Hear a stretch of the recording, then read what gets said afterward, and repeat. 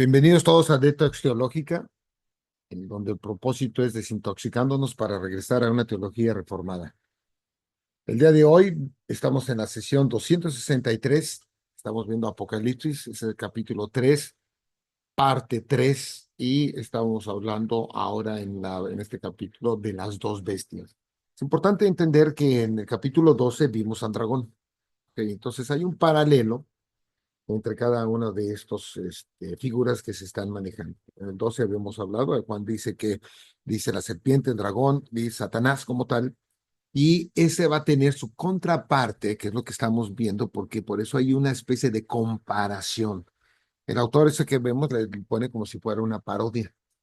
Y el dragón va a ser la parte de Dios Padre. La primera bestia, como vemos, vamos a ver ahorita, que también tiene igual heridas y todo, va a ser la contraparte de Cristo. Es por eso que la primera bestia se refiere, y muchos los van a asociar con un anticristo. La tercera bestia va a ser entonces ahora el falso profeta, que lo van a, su contraparte va a ser el Espíritu Santo. Ok, no estoy hablando que se van a pelear uno con uno, sino que recordemos que el punto importante de que Satanás es echado porque quiere ser semejante a Dios.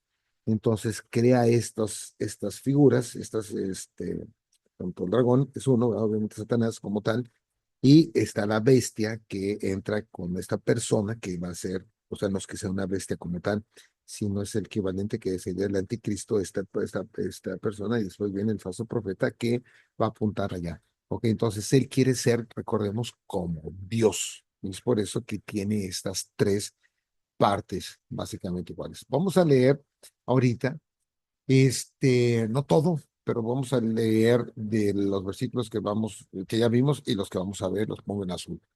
Nuevamente, porque entre más leamos el mismo pasaje, un poquito más nos vamos a estar viendo, entendiendo.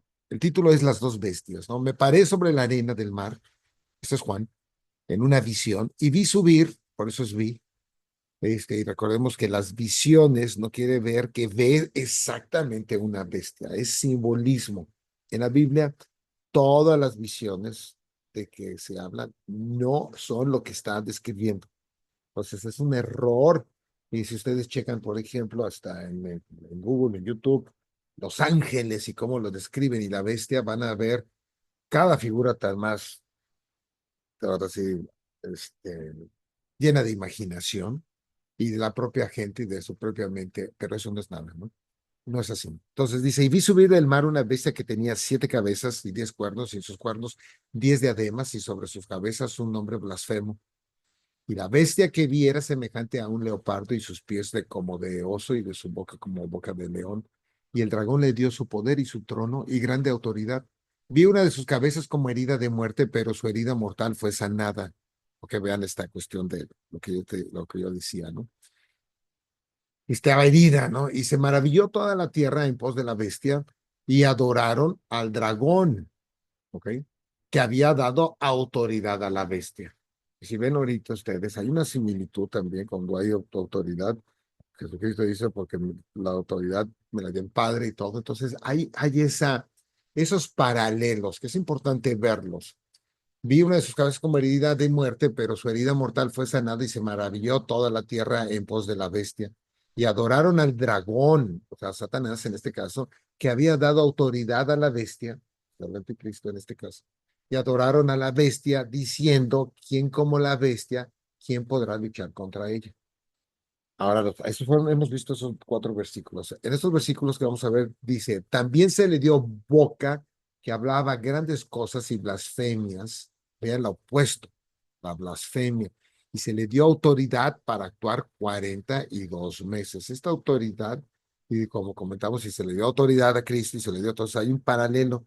42 meses son 3 años y medio. Y abrió su boca en blasfemias contra Dios para blasfemar de su nombre, de su tabernáculo y de los que moran en el cielo. Y se le permitió hacer guerra contra los santos y vencerlos. Vean, habla ahorita y lo que vamos a ver, esa parte, y se le permitió. Es importante el versículo 7. También se le dio autoridad sobre toda tribu, pueblo, lengua y nación. Veamos que eso lo pasa también en Apocalipsis, que se le da a Cristo. ¿Sí? Pero aquí vemos cómo, de dónde viene ese permiso, ¿no? Vemos aquí, se le permitió hacer guerra, se le permitió, ¿ok?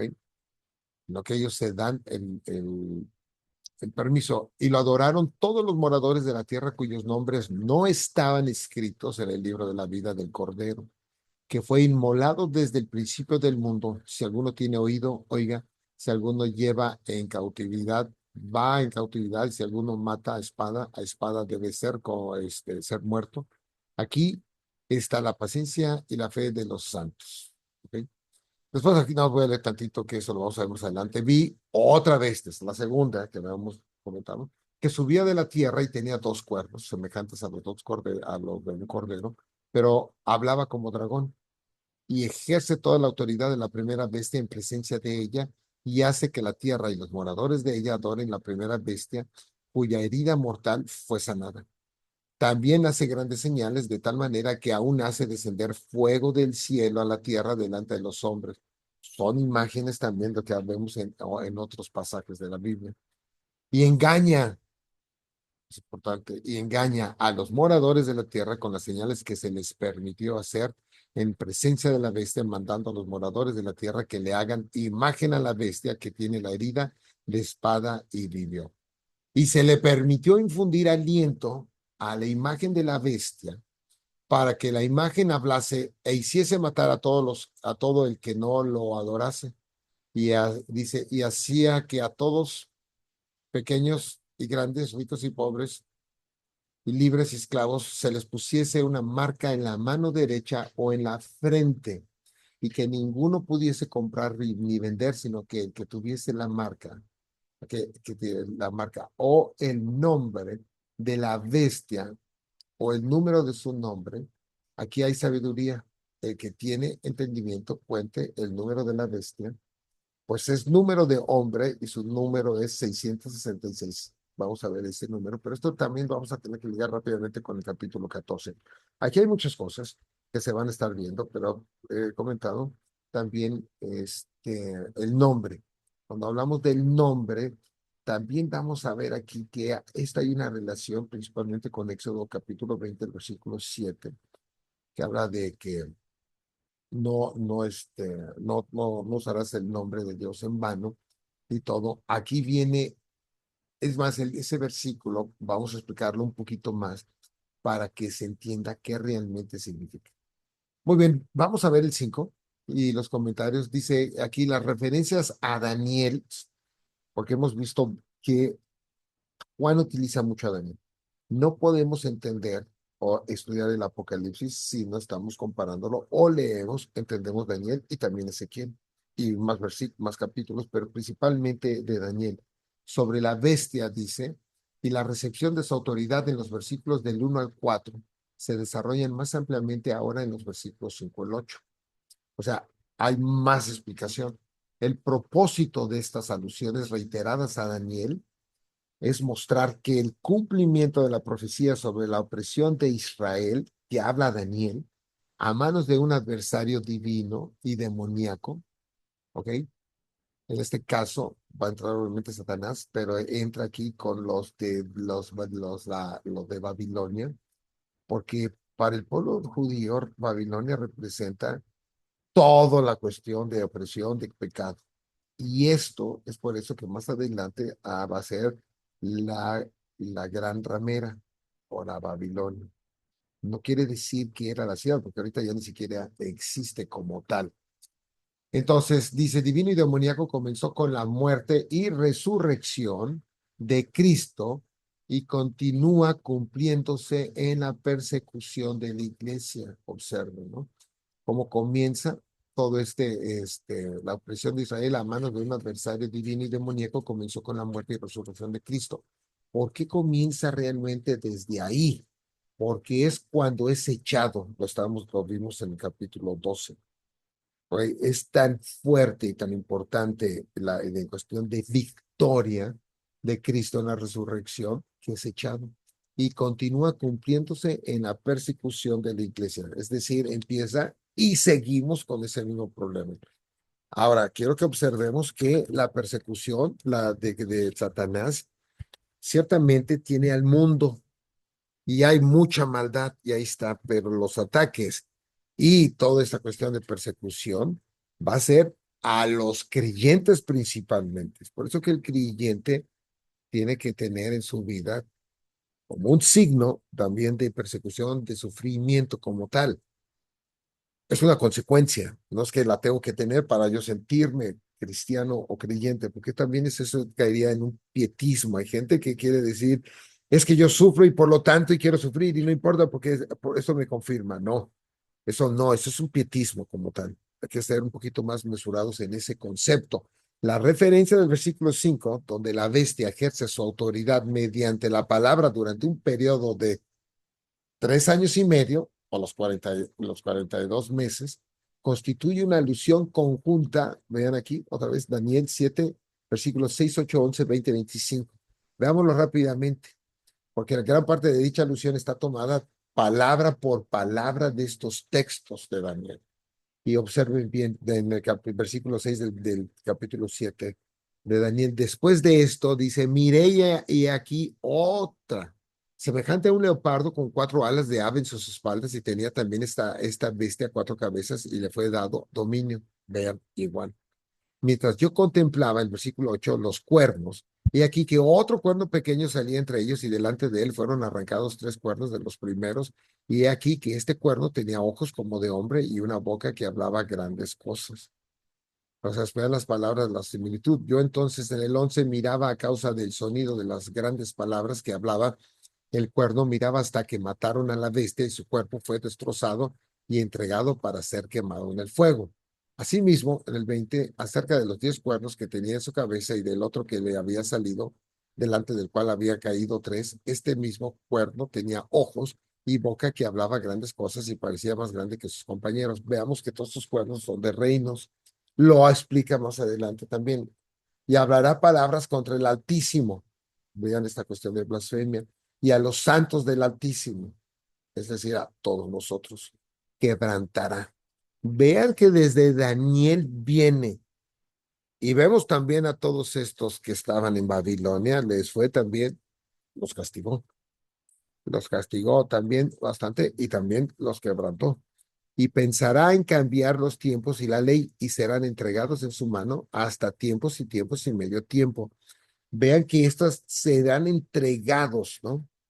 Serán entregados a la mano, en este caso, de la bestia. ¿Ok? Pero vean que esto no es algo nuevo, esto está profetizado, no se cumple así en su totalidad con los de Israel, sino se cumple con la iglesia. Dios es la fuente última de la autoridad de la bestia. Es importante también de esto porque dice, se le limitó. En el versículo 7, en estos versículos se deduce el límite de tiempo decretado, perdón, el 5, en el versículo 5 y el número de predeterminado de quienes adoran a la bestia en el versículo 8. Es decir, está limitado, controlado, en este caso por Dios. Pasa esto, Dios sigue teniendo control. No podemos pensar que las cosas que están sucediendo, Dios deja de tener el control, porque eso sería eh, cuestionar y hacer una blasfemia en el sentido de que eh, estaríamos cuestionando que Dios es soberano, ¿ok? La soberanía de Dios, Él lo impone y le dice esto dentro de sus planes. Solo Dios y no el diablo establece los tiempos y las sazones. El diablo jamás desearía limitar su obra contra el reino de Dios. Apenas 3 años y medio, ¿no? Esto lo puso Dios, aun cuando este se interprete en sentido figurado, ¿ok? Porque recordemos, porque también el dispensacional habla de 3 años y medio exactamente, y no es así. Un periodo también de 3 años. Que se habla igual que el milenio, no existe un periodo que signifique que sean exactamente 1000 años, sino que está en 1000 años en el tiempo de la iglesia. Es decir, ahorita estamos viviendo el milenio. El discurso de la bestia hace referencia a 3 aspectos de su actividad. Uno, alude a su soberbia al exaltarse por encima de Dios. Lo podemos comparar con el 13, del 3 al 4, Daniel 7:25, Daniel 8:10, el 11 también, el capítulo 11 y el 36. También aquí al otro aspecto que a sus poderes engañosos que sugieren que es mayor que Dios. Ok, esta es la bestia, sería el anticristo en esto. A su blasfemia al difamar el nombre de Dios. Su actividad incluye llevar a cabo la voluntad del dragón, ok, de Satanás, por eso de inundar. Si vemos, esto era parte de lo que quiso hacer Satanás en el capítulo 12. Incluso a la iglesia con engaño. ¿Ok? Aquí se vuelve a hacer referencia a Daniel 7:25 para describir el efecto de la autoridad conferida a la bestia. Ambos textos hablan de un adversario escatológico que se expresa contra Dios. ¿Ok? Y abrió su boca en blasfemias contra Dios para blasfemar su nombre y de su tabernáculo, es decir, de los que moran en el cielo. ¿Ok? Porque estamos hablando ya ahorita del tabernáculo y no de un tabernáculo que vemos en el Antiguo Testamento, sino en el reino, que es a todos los que están en el cielo. ¿Ok? Y por eso también es en contra de los que ya han muerto en Cristo y que están en su presencia. Dice, Él se equipara con Dios implícitamente en los versículos 4 y 6 y persigue a los santos, es decir, a todos nosotros, tanto aquí como bueno, nosotros en la tierra, tal como sucede también en Daniel 8, versículos 10, 25 y el 11 y el 36. Sus blasfemias también incluyen acusaciones o acciones contra los cristianos que llevan escrito el nombre de él. Y lo vemos esto en el capítulo 3 de Apocalipsis 12, en el 14:1, más adelante en el 22:4, y lo comparamos con el 7:3. La mención de su tabernáculo, seguida de las palabras, es decir, los que moran, habitan en el tabernáculo, en el cielo, alude respectivamente al lugar santo, porque es el lugar santo del tabernáculo que se tenía anterior recién el tabernáculo, no todos pueden entrar. De Daniel aquí del 8:11 y al ejército celestial de Daniel 8:10. Ahí el tirano del tiempo del fin hace que parte del ejército celestial y de las estrellas caigan a la tierra y derriba el lugar del santuario del príncipe, todo lo que representa el sufrimiento del pueblo de Dios. En Daniel 8, 11 al 12 dice, aún se engrandeció contra el príncipe de los ejércitos, por eso el comentario del príncipe, y por él fue quitado el continuo sacrificio, el lugar de su santuario fue echado por tierra, y a causa de la prevaricación le fue entregado el ejército junto con el continuo sacrificio, y echó, perdón, por tierra la verdad, e hizo cuanto quiso y prosperó. ¿Ok? Sería la de la bestia. El versículo, la primera parte del 7 dice, el enfoque vuelve a centrarse en la profecía de Daniel 7, en el 8, 11, 21, y las acciones persecutorias del cuerno, con el fin de mostrar que esa misma actividad de la bestia está comenzando a multiplicarse. La expresión hacer la guerra contra los santos y vencerlos es prácticamente idéntica a la que aparece en el 11:7. Ambas se basan en Daniel 7:21. Daniel 7 predice el reino final en la tierra que perseguirá y derrotará a Israel. El 7:21 dice, y veía yo que este cuerno hacía guerra contra los santos y los vencía. ¿Ok? Por eso es básicamente es lo mismo que está haciendo, pero Daniel como profeta lo va está viendo está del fin del mundo, pero lo veía como para Israel, pero no se cumple en Israel, sino se cumple en toda la iglesia, contrario a que el dispensacional lo piensa. Juan percibe que la profecía de Daniel sobre Israel se cumplirá en la persecución que el mundo ejercerá contra la iglesia, o sea, cuando habla del mundo es no, los no creyentes, de la iglesia en los últimos tiempos. Ahorita vivimos los últimos tiempos. los cuales para él comenzaron con la muerte y resurrección de Cristo. ¿Ok? Por eso comentaba ahorita, ya estamos. Los últimos tiempos empieza cuando Jesucristo, en Hechos, básicamente, cuando ya Jesucristo sube al cielo, a partir de ahí, la ascensión, a partir de ahí, estamos en los últimos tiempos y se terminan hasta el regreso de Cristo. La parte última del versículo 7, por eso es la 7b, y la primera parte del versículo 8, ¿va? Es aquí el comentario: la actividad antagónica de la bestia afecta a todas las clases de personas en toda la tierra y se le dio autoridad sobre toda tribu, pueblo, lengua y nación. Es eso lo que va a implicar toda autoridad sobre todo tribu, pueblo. Es completamente todas las personas, sin distinción. Okay. Entonces, en Daniel se utiliza el mismo lenguaje para describir tanto la adoración falsa, en el 3.7, como la verdadera. Vemos en Daniel 3.7, por lo cual al oír todos los pueblos el son de la bocina, de la flauta, del tamboril, del arpa, del salterio, de la zampolla y de todo instrumento de música, todos los pueblos, naciones y lenguas se postraron y adoraron a la estatua de oro que el rey Nabucodonosor había levantado. Vean que es exactamente lo que está viendo. Es un paralelo importante de que Juan lo toma y es parte de la profecía de Daniel. Y ahora Daniel 7:14 dice, y le fue dado dominio, gloria y reino para que todos los pueblos, naciones y lenguas le sirvieran. Su dominio es dominio eterno que nunca pasará y su reino uno que no será destruido. Este ahora apunta a Jesucristo. ¿Ok? Vean esos dos paralelos. Por lo tanto, no es un tema nuevo que debería de ser, pero la verdad es que como el capítulo 7 hasta terminar ahí, Daniel, es más, un poquito más de escatología y no todo el mundo le va a entrar a la escatología. Por eso no son versículos ni pasajes muy comunes. Sin embargo, la autoridad mediante la cual la bestia vence a los santos y obtiene la adoración universal proviene de la misma fuente.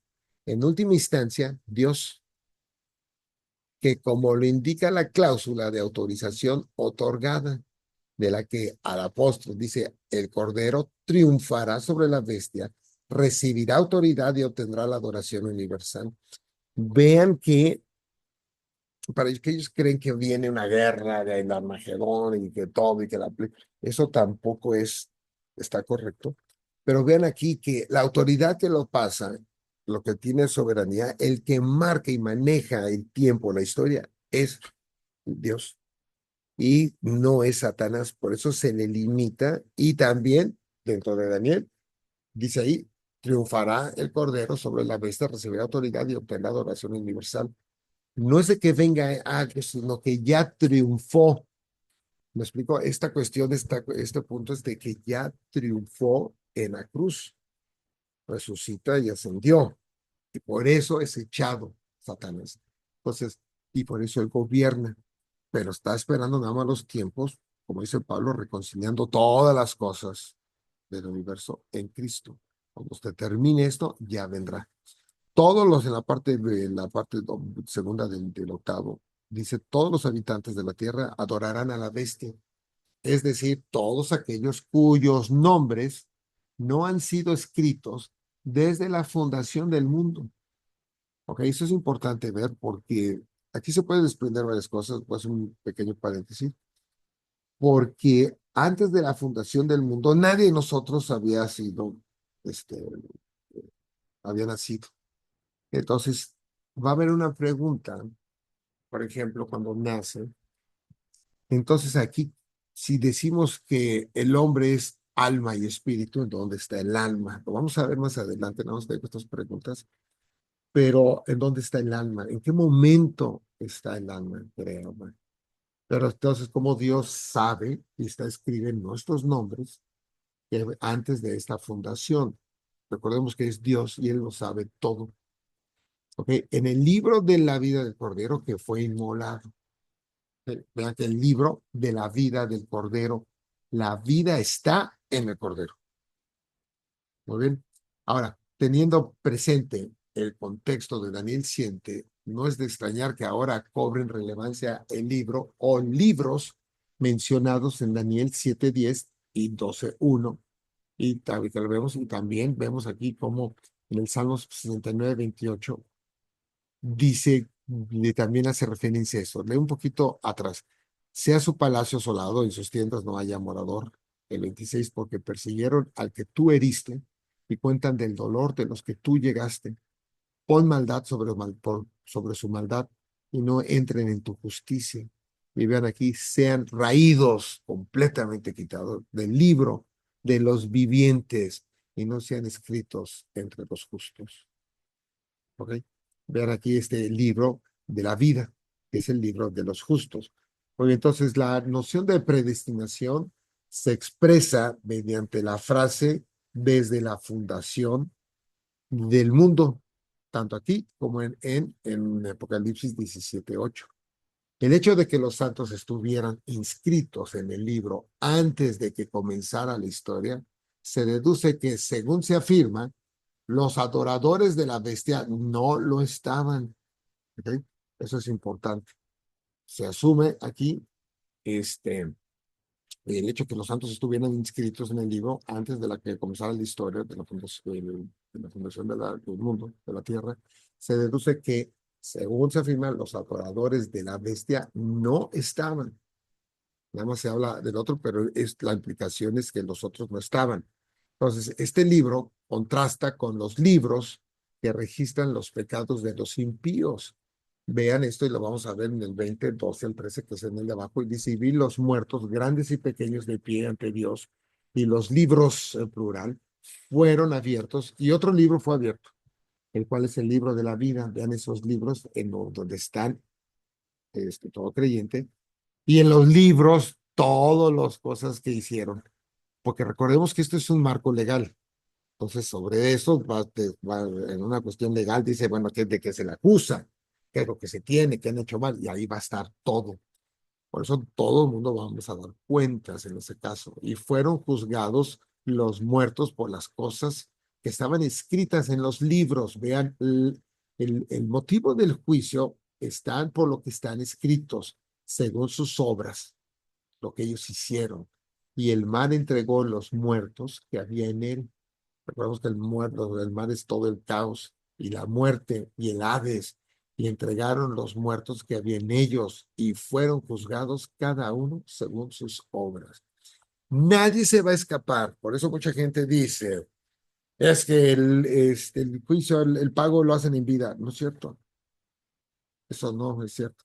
Eso va a ser después, porque vemos aquí, es como si dijéramos, el juicio va a ser aquí en vida. No, el juicio viene después.